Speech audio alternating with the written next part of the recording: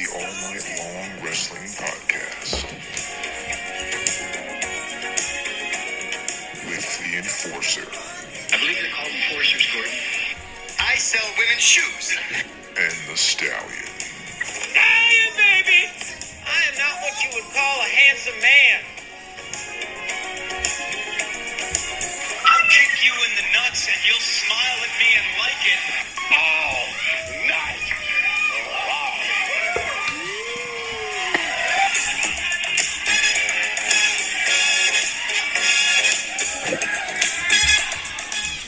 Hello, everybody, and welcome to another edition of the All Night Long Wrestling Podcast. We are your host. He is the Stallion. I am the Enforcer, and today we have an incredibly special guest, and we are joined by, well, you might know her as Abbey Laith, you might know her as Kimber, but however you know her, make sure you know her as a wrestler. Kimber, welcome to the All Night Long Wrestling Podcast. Hey, it's good to be here. Well, we really appreciate you taking the time to come on the show. I know you have an incredible busy schedule. Speaking of busy, I mean, let's just hop right into it. We are on the heels of the biggest wrestling weekend pretty much ever, which was WrestleCon. I know you appeared on, so many different shows. Your Pro Wrestling Revolver, the Mercury Rising show. As somebody who's never been to a WrestleCon yet until next year when they come to New Jersey and we will be there, can you just give us a kind of rundown of what your weekend was like and what that experience was like for you? It was definitely a whirlwind, that's for sure, just because it's pretty much go, go, go from the second you get there, and we finally got a break probably the last day. I got to actually hang out and not have to work or anything like that, but that's the fun of it too, so I don't mind being in a whirlwind of busy if I did. But true, yeah, sure. it was awesome to be back too and see everybody and get to be some places I haven't been in a while. So. Yeah, and being that, everybody who's anybody is in town for that weekend, you have some of the most stacked professional wrestling shows, ever. From the WWN, the Mercury Rising show, you have the Matt Riddle Bloodsport show, the Beyond Wrestling show. The talent is just, it's got to be so much fun to be able to catch up with everybody and then just have so many great matches that weekend. Yeah, for sure. And even on the days that were maybe lighter for me, the people I was traveling with had more shows for themselves, and so I got to enjoy some good wrestling too while I was there. So it was just overall a fun weekend. And like you said, there's just so much talent there that even when you're not wrestling, there's something awesome to watch, and you get to support your brothers and sisters. And you're so busy with professional wrestling as as an athlete. Are you able to kind of separate yourself that weekend, like you said, and really sit back and enjoy the matches as well, or is it ever too much pro wrestling? No, I am able to sit back and enjoy wrestling if I'm choosing to sit and watch it. I think if I ever stopped loving watching wrestling too, that's losing part of the love. I don't know. Can I say there's days where I'm like, okay, I got to take a break? Absolutely. But,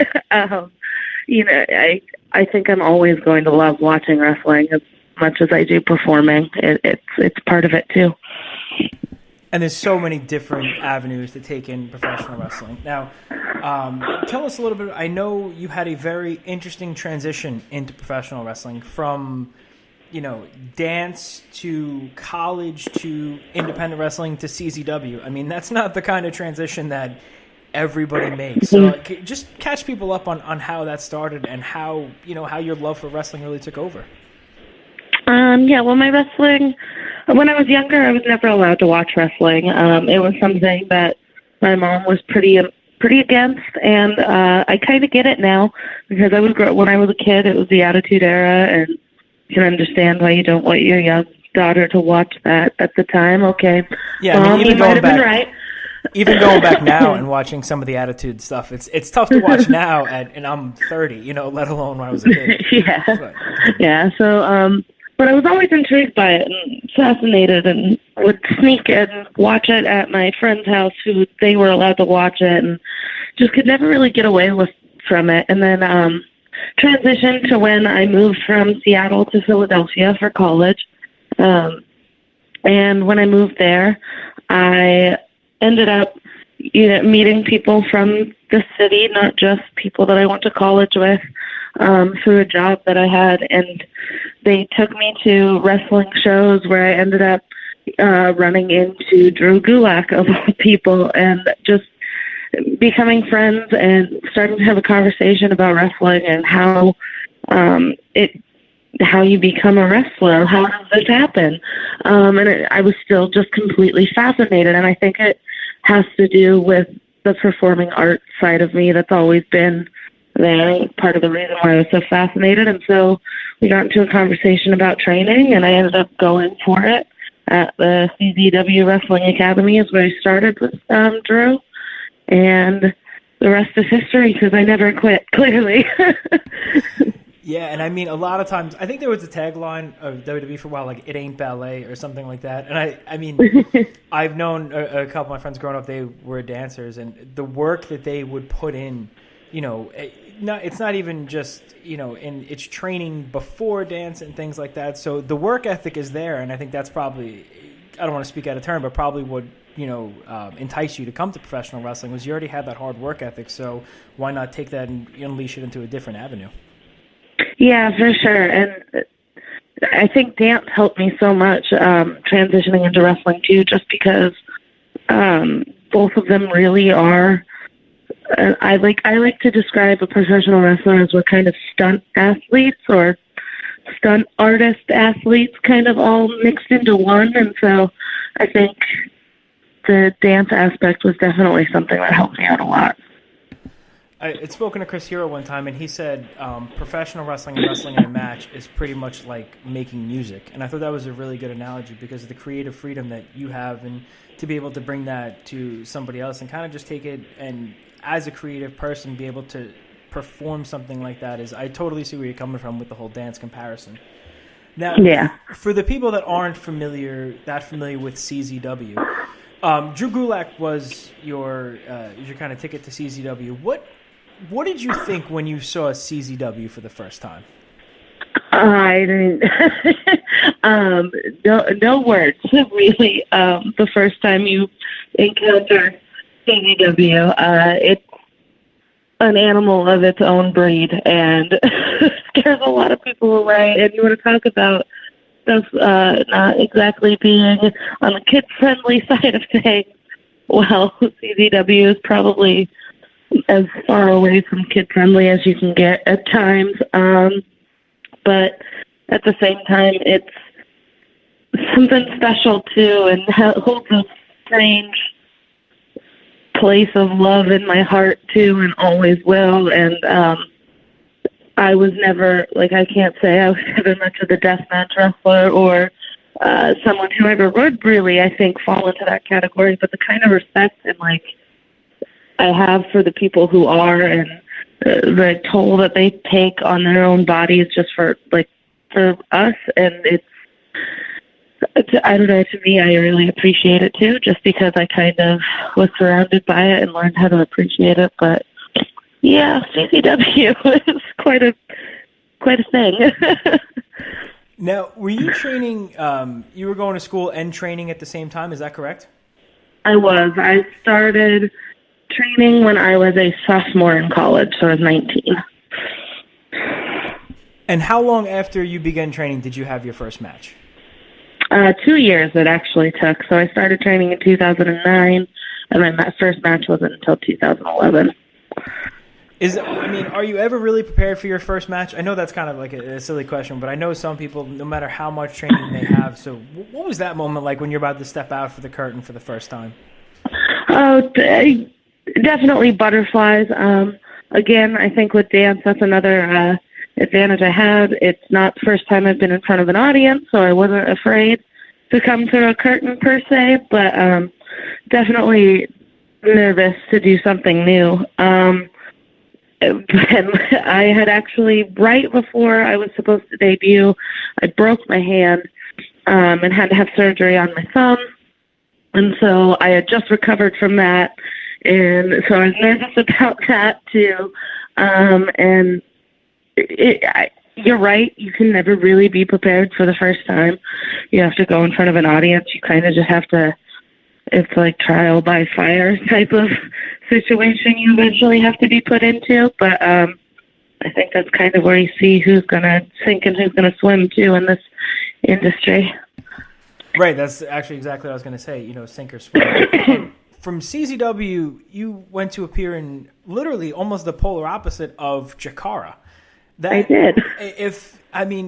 Chikara is, again, an animal of itself in a completely different direction. Right. There's dancing ice cream cones. Weird things happen there, too. Yeah, and I believe you were the first female wrestler to hold the Chikara Grand Championship. I was. That's got to be a huge feather in the cap. Chikara, for people that don't know, there's people under masks. There's, like you said, dancing ice cream cones, silver ants, and blue ants. Chikara is just so fun to watch, and that's like the ultimate family-friendly atmosphere, right? Yeah, absolutely. We're all about making a show where absolutely anybody could attend and have a good time, and not have a moment where you might have to, feel like you need to remove a kid because of something that's happened. No, it's very inclusive, very family-friendly. And then, speaking of shielding a kid's eyes, and then you kind of go over to Beyond Wrestling. And Beyond, a lot of people think that's kind of like the PWG of the East. And you've had some amazing matches in Beyond Wrestling, and I don't know if you know this, but there's a tag team match. It's you and Heidi Lovelace against Chris Dickinson and Sami Callihan. I don't know if you know. It has 5.8 million hits on YouTube. Are you aware of that? I know there's a lot of my matches on, because me and Drew have all, not Gulak, this is Drew Cordero, different Drew. We've been in contact for the most part, even when I wasn't around regularly at Beyond, and so he's kind of kept me up to tabs on what's going on with the YouTube channel and such, and so I knew a lot of them had garnered a lot of views, but it's still, every time I hear that, I'm like, that's insane to me.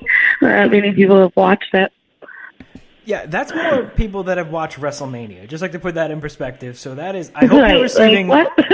Yeah, that's more people than watch this year's WrestleMania. So I hope you are receiving some nice royalties for the 5.8 million people. Speaking of Evolve Wrestling, you and Chris Dickinson had some insane matches, some insane moments. Some altercations, yes. Yes, and the Pazuzu bomb heard round the world is what I like to call it. That clip took off literally like wildfire. Did you think it was that big of a deal at the time after? No, not at all. Not even like an inkling that anything like that was going to happen. Both of us it was something that we agreed upon to entertain the fans. I had been wrestling at Beyond Wrestling at that time. I had been winning for 16 months, and I hadn't lost, and I was the only female on the roster. So it was going to be my first loss, and we wanted to make it a big deal, and we did, and then the world blew up about it, and we just kind of watched it happen with no idea what to do, really. The buzz that created was unbelievable. Yeah. But besides the match with Chris Dickinson, you had an awesome match with Keith Lee, matches with Drew Gulak.